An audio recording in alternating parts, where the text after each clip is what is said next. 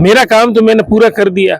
अब जनता की मर्जी, जो जिन्होंने जनादेश दिया है, शायद मुझे नहीं जिताया तो भी मैं जनता को धन्यवाद देता हूँ। मेरा जीवन में आजीवन संघर्ष और सेवा ही मेरा धैर्य है, मेरा धर्म है। मैं तो करता रहूं, चाहे अंदर भेजे या सड़कों पे करूं, मेरा काम सेवा है और ये बंद मैं नहीं करूं। लोकसभा चुनाव को लेकर आज जालोर जिले में कांग्रेस पार्टी के कार्यकर्ताओं और पदाधिकारियों की बैठक थी। पचपदरा के पूर्व विधायक मदन प्रजापति हमारे साथ में बातचीत करने के लिए। मदन जी, जालोर में बैठक किस तरह से लोकसभा चुनाव को लेकर आपकी तैयारी है आपकी पार्टी की? आप देख रहे हैं आज कार्यकर्ताओं का एक तरह से संवाद कार्यक्रम और होली सुनने मिले, तो होली की एडवांस सबको बधाई दी और कार्यकर्ता एकजुट है, मजबूत है, क्योंकि इनके मोदी जी के झूठे पोपरगंडे। मैं आपको एक उदाहरण, दो उदाहरण बता सकता हूँ कि ये राम के नाम की और राम राज्य की बात करते हैं। भगवान राम ने पिता के आदेश के लिए 14 वर्ष तक वनवास, अभी आपने सुना भी होगा, और जब सीता का हरण हुआ हजारों किलोमीटर पैदल जाके युद्ध करके सीता जी को लाए।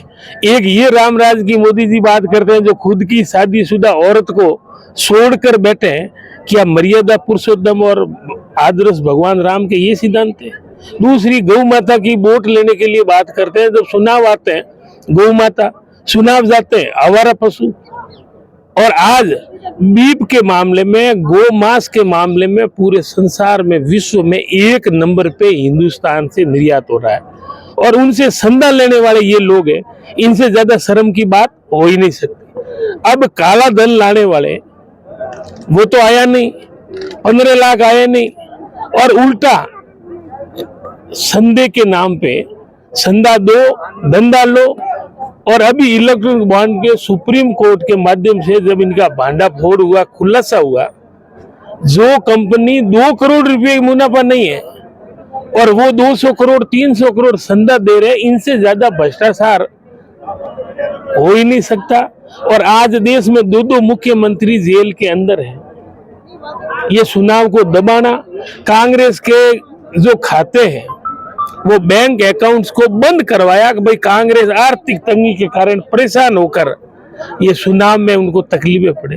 तो यह लोकतंत्र में इनका विश्वास नहीं है। राम इनके लिए घट घट में राम है। राम को बीजेपी और कांग्रेस की औकात नहीं है जो राम को लाए। ये कह रहे हैं राम को लाए हैं हम उनके साथ में। राम घट घट में है और पूरे विश्व में राम, भगवान श्री राम का सबके ऊपर आशीर्वाद है। राम बड़ा है, कोई राजनीतिक पार्टियां बड़ी थोड़ी है जो राम को लाए। इनसे ज्यादा झूठ क्या हो सकता है? हर जगह झूठ। किसानों की आय दुगनी कर देंगे। आज किसान सड़कों के ऊपर महीनों से रो रहे हैं, ये सुनने वाले नहीं है।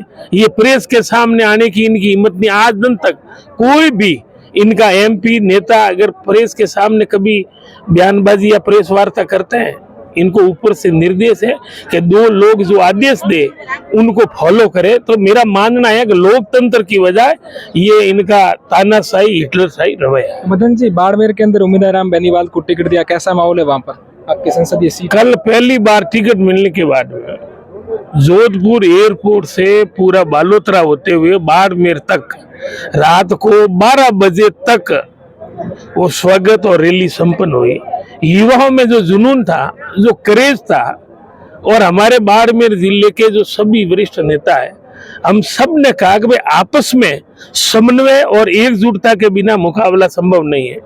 तो आज पार्टी छोटे मोटे मतभेद भुलाकर आज एक परिवार की तरह एकजुट है।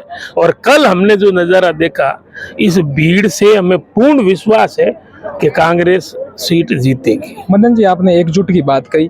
उम्मीदवार राम बेनीवाल की जब ज्वाइनिंग हो रही थी पार्टी के अंदर, आप भी उस वक्त पीसीसी में थे।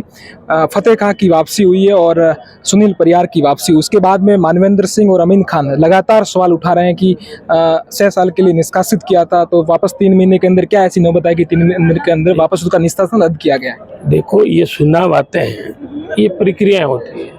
आप जानते हैं, जो भारतीय जनता पार्टी ने तो पहले वॉशिंग मशीन की तरह, चाहे भ्रष्ट आदमी है या कैसा भी है, उनको इधर से डाला और बीजेपी ज्वाइन करते ही वो तरोताजा ईमानदार बन जाते हैं। और आज Bharatiya Janata party washing machine ही नहीं, एक डस्टबिन की तरह है। अंदर डालो, चाहे कसरा भी हो, हर एक को ज्वाइन करवा रहे हैं। आपने देखा होगा नागौर के नेता बड़ी बड़ी गालियां बोल रहे थे, उनको भी ज्वाइन करा दिया। ये तो हमारे कार्यकर्ता रहे, सैकड़ों साल मेहनत किए, तो इसलिए आना जाना। उन्होंने चुनाव लड़ा, टिकट नहीं दी, उन्होंने चुनाव लड़ लिया। रविंद्र सिंह पार्टी मैदान में आते तो किस तरह का भाई वो तो आएंगे नहीं आएंगे वो तो भाटी जी से पूछो। हम तो कह रहे हैं हमारी तरफ से उम्मीदवार अब बेनीवाल मैदान में आ गए हैं। बाकी कौन आता है वो तो फार्म नॉमिनेशन के बाद हम बताएं। अंतिम सवाल, तो प्रदेश के अंदर इस बात की चर्चा है कि अगर मदन प्रजापति ने संघर्ष नहीं किया होता तो शायद 19 जिले नहीं बनते, और आपके संघर्ष की वजह से ही ये जिलों की घोषणा हुई।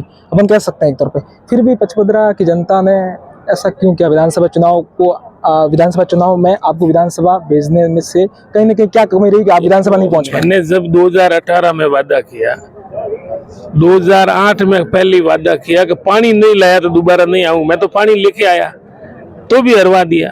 बाद में 18 जिले का मैंने जो वादा किया, मेरा धर्म और फर्ज था कि जिला बड़ा कई दम लुगान। मुख्यमंत्री जी ने एक ही कहा कि आप मांगते मांगते थक जाओगे, मैं देते थे। मेरा काम तो मैंने पूरा कर दिया। अब जनता की मर्जी, जो उन्होंने जनादेश दिया है, शायद मुझे नहीं जिताया तो भी मैं जनता को धन्यवाद देता हूँ। मेरा जीवन में आजीवन संघर्ष और सेवा ही मेरा धैर्य है, मेरा धर्म है। मैं तो करता रहूं, चाहे अंदर भेजे या सड़कों पे करूं, मेरा काम सेवा है और ये बंद मैं नहीं करूं। तो ये थे मदन प्रजापति जो पचपदरा के पूर्व विधायक हैं, और इन्होंने कहा विधानसभा चुनाव और लोकसभा चुनाव को लेकर कई सारे सवालों के जवाब दिए। सहयोगी रजत पठान के साथ रविंद्र सिंह उमट।